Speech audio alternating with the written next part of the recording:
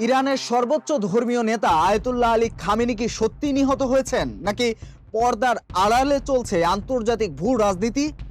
গত বুধবার ইরানের ইসলামিক প্রপাগেশন কোঅর্ডিনেশন কাউন্সিল ঘোষণা দিয়েছিল, স্থানীয় সময় রাত 10টা থেকে তেহরানের গ্র্যান্ড খামেনি মসল্লাতে প্রয়াত সর্বোচ্চ নেতার কফিন উন্মুক্ত করা হবে, যাতে ভক্ত, অনুরাগী ও সাধারণ মানুষ শেষ শ্রদ্ধা জানাতে পারেন।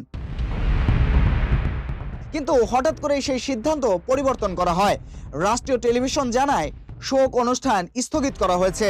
এই ঘটনাকে ঘিরে তৈরি হয়েছে নতুন ধোঁয়াশা। তাহলে কি সত্যি কিছু ঘটেছে, নাকি এটি কেবল আরেকটি গুজব? এদিকে আন্তর্জাতিক বিভিন্ন সংবাদ মাধ্যমের প্রতিবেদনে দাবি করা হয়েছে, ইরানের সর্বোচ্চ ধর্মীয় নেতা খামেনিকে লক্ষ্য করে ইসরায়েল একটি গোপন সামরিক অভিযান চালায়, যেখানে ব্লো স্পারো নামের একটি শক্তিশালী ব্যালিস্টিক ক্ষেপণাস্ত্র ব্যবহার করা হয়।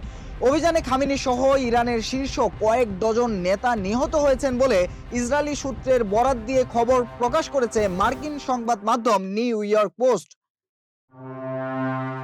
ইরানের সময় অনুযায়ী শনিবার সকাল 7:30টার দিকে বিভিন্ন যুদ্ধবিমান প্রস্তুত করা হয়।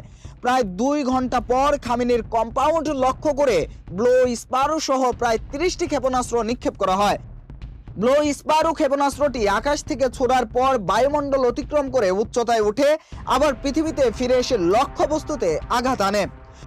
প্রায় 1240 মাইল দূরত্ব অতিক্রম করতে সক্ষম এই ক্ষেপণাস্ত্র অত্যন্ত উচ্চ গতিতে আঘাত আনায় মাঝ আকাশে ধ্বংস করা কঠিন হয় বলে প্রতিবেদনে উল্লেখ করা হয়েছে। ইসরায়েলি সূত্রের দাবি, এই হামলায় খামেনি সহ 40 জনের বেশি শীর্ষ নেতা নিহত হয়েছেন।